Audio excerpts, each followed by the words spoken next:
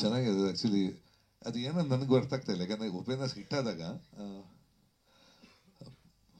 First release ಆದ ತಕ್ಷಣ first ಒಂದು ಪೇಪರಲ್ಲಿ ಬಂದಿತ್ತು ತೋಪೆದ್ದ ಉಪೇಂದ್ರ ಹಾಡುಗಳು ಅಂತ. ವಾಸು ಅವ್ರಿಗೆ ಕರೆಕ್ಟಾಗಿ ಗೊತ್ತಿದೆ ಯಾರು ಬರೆದಿದ್ದು ಅಂತ ಗೊತ್ತಿದೆ.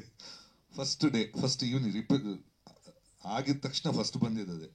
ಇದಾದಮೇಲೆ ಇದರಲ್ಲಿ ಹಿಟ್ ಅಂದರೆ ನಿಮಗೆ ಉಪ್ಪಿಗಿಂತ ರುಚಿ ಇಲ್ಲ ಒಂದು ಬೇರೆ ಥರ ಹೋಗಿತ್ತು. ಈ ಕಡೆಯಿಂದ ನಂದು ಫಸ್ಟ್ ಸಾಂಗ್ 2000 ಸೊ ಅದು ಒಂಥರ it was A massive hit. ಇಲ್ಲಿ ತೆಲುಗು ಎಲ್ಲ ಹಿಟ್ಟು. ಈ ಕಡೆಯಿಂದ ಬರಿವೋಳುನೂ ಸೂಪರ್ ಹಿಟ್ ಆಗಿತ್ತು. ಮಸ್ತ್ ಹುಡುಗಿ ಬಂದು ಸೊ ಎಲ್ಲ ಹಿಟ್ ಜೊತೆ ಇದು ಎಲ್ಲ ನಮ್ಮ ಮಧ್ಯದಲ್ಲಿ ಅಲ್ಲಿಗಿತ್ತು ಇದು. ಆ್ಯಕ್ಚುಲಿ ಆ ಉಳಿದ ಸಾಂಗ್ಸ್ ಲೆವೆಲ್ಗೆ ಹೋಗಿಲ್ಲ ಕಾಣುತ್ತೆ. And every dog has its day ಅಂತ ಹೇಳಿದ ಸಡನ್ ಅದೇನು ಈಗ ಟ್ರೆಂಡ್ ಆಗ್ತಾ ಇದೆ. ಒಂದು ಖುಷಿ ಅದೇ ಏನಂತ ಗೊತ್ತಿಲ್ಲ. ಆಮೇಲೆ ಮುಂಚೆ ಇದೇ ಥರ ಅಂದರೆ ನಾವು ಹೋಗುವಾಗಲೇ ಒಂದು ಪಿಕ್ಚರ್ಸ್ ಒಂದು ಸಾಂಗ್ ಹಿಟ್ ಆಯಿತು ಅಂದ ಕೂಡಲೇ ನಮಗೆ ಗಣೇಶ ಫೆಸ್ಟಿವಲ್ಲು ಅಥವಾ ಕನ್ನಡ ರಾಜ್ಯೋತ್ಸವ ಅಲ್ಲಲ್ಲಿ ವೇದಿಕೆ ಅಲ್ಲಲ್ಲಿ ಸಾಂಗು, ಆಮೇಲೆ ಯಾವುದೋ ಈ ಕಾರು ಫುಲ್ ಓಪನ್ ಮಾಡಿ ಫುಲ್ ಸೌಂಡ್ ಹಾಕಿ ತಿರುಗೋರು ಆಟೋದಲ್ಲಿ. ಈಗ ನಾನು ಇತ್ತೀಚೆಗೆ ಆಟೋದಲ್ಲಿ ಸಿಕ್ಕಾಪಟ್ಟೆ ಸಾಂಗ್ ಕೇಳ್ತಾ ಇದ್ದೆ. ಇದು ಕೇಳಿ ತುಂಬ ಟೈಮ್ ಆಯಿತು. ಸೊ ಅದೊಂದು ಆಮೇಲೆ ಅದು ಅಷ್ಟು ಕ್ರೇಜ್ ಬರೋಕ್ಕೆ ಕಾರಣ ಅನ್ಸುತ್ತೆ ನನಗೆ ಗೊತ್ತಿಲ್ಲ. ಅದೇನೋ ನಾನು ಹೇಳಿದೆ ಅಲ್ಲ, ಅದು ಯಾವುದಕ್ಕೆ ಒಂದೊಂದು ಸಾಂಗಿಗೆ ಟೈಮ್ ಅಂತ ಅನ್ಸುತ್ತೆ ಗೊತ್ತಿಲ್ಲ. ಯಾಕಂದ್ರೆ ನಮಗೆ ನಂಬಕ್ಕಾಗಲ್ಲ. ಹೌದಾ ಯಾವತ್ತೂ ಆಗಿದ್ದು ಸಾಂಗು ಬೇರೆ ಎಲ್ಲ. ಇತ್ತೀಚೆಗೆ ಸಾಂಗ್ ಒಂದು ರಿಲೀಸ್ ಮಾಡಬೇಕಾದ್ರೆ ಇದಕ್ಕೆ ಖರ್ಚು ಎಷ್ಟು ಮಾಡ್ಬೇಕಂದ್ರೆ ಸಾಂಗಿಂತ ಜಾಸ್ತಿ ಪ್ರಮೋಷನ್ ಖರ್ಚು ಮಾಡಬೇಕಾಗತ್ತೆ. ಇದು ಏನಿಲ್ಲದೆ ಓಡ್ತಾ ಇದೆ ಅಂದ್ರೆ ಓಕೆ ಆ ಸಾಂಗಿನ ಸ್ಟ್ರೆಂತ್ ಹಂಗಿದೆ ಅಂತ ಅನ್ಸುತ್ತೆ.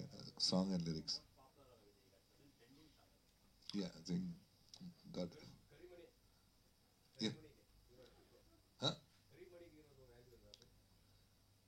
ಕರಿಮಣಿಗೆ ವ್ಯಾಲ್ಯೂ ಇದೆಯನ್ನ. Okay good. ಯಾಕಂದ್ರೆ ಒಂದು ಟೈಮಲ್ಲಿ ಕರಿಮಣಿ ಒಂದು ಕಿತ್ತೋಗಿಯೋದು ಅಂದ್ರೆ ಅದನ್ನು ಆ ಸೀನಲ್ಲಿ ಎಷ್ಟು ಡ್ರಾಮಾ ಇರುತ್ತೆ ಅಂದ್ರೆ ಈಗ ಏನಿಲ್ಲ, ಡ್ರೆಸ್ಸಿಗೆ ಸೂಟ್ ಆಗದಿದ್ದು ತೆಗೆದಾಕ್ತಾರೆ ಅವರೇ ಮುಂಚೆ. ಸೊ ಆ ವ್ಯಾಲ್ಯೂ ಹಳೆ ಕರಿಮಣಿಗಿದ್ದಷ್ಟು ವ್ಯಾಲ್ಯೂ ಇವತ್ತಿದೆ ಅಂತ ಗೊತ್ತಿಲ್ಲ ನಂಗೆ ಗೊತ್ತಿಲ್ಲ. ಯಾಕಂದ್ರೆ ಈಗೆಲ್ಲ ಒಂದು 3-4 ಕರಿಮಣಿ ಇರುತ್ತೆ ಕಾಂಬಿನೇಷನ್ ಒಂದೊಂದು ಡ್ರೆಸ್ಸಿಗೆ ಅಂತ ಇರುತ್ತೆ.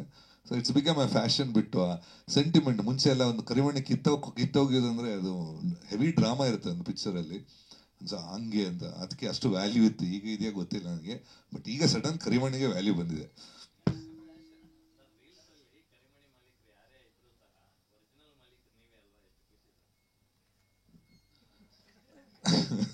ನಾನು ಹೆಂಡ್ತಿದ್ದು ಒಂದೇ ಅಣ್ಣ.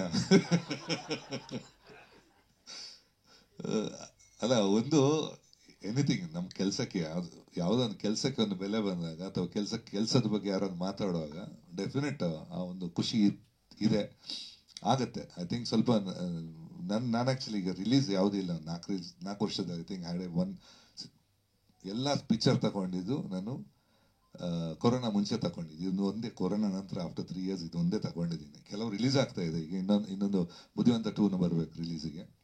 ಅದ್ರದ್ದು ಸಾಂಗ್ ರಿಲೀಸ್ ಆಗಿಲ್ಲ. ಅದೊಂದು ಪೆಂಡಿಂಗ್. ಅಂದರೆ 4-5 ವರ್ಷ ಆಯ್ತು ಪಿಕ್ಚರ್ ಮಾಡಿ. ಸೊ ಈಗ ನನ್ನ ಲೆಕ್ಕದಲ್ಲಿ ನನಗೆ ಹೆಂಗಂದ್ರೆ ಖುಷಿಗೆ ಕೆಲಸ ಮಾಡೋಣ ಅಂತ.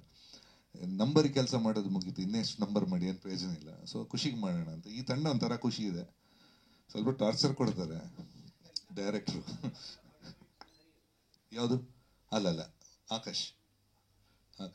ಈಗ ಆಕಾಶ್ ಬೇರೆದವ್ರು ತಗೊಂಡಿದ್ದಾರೆ. ಬಟ್ ಆಕಾಶ್ ಅವರು ಆ ಟೈಮಲ್ಲಿ ರೆಕಾರ್ಡ್ ಪ್ರೈಸ್ ಕೊಟ್ಟು ತಗೊಂಡಿದ್ರು.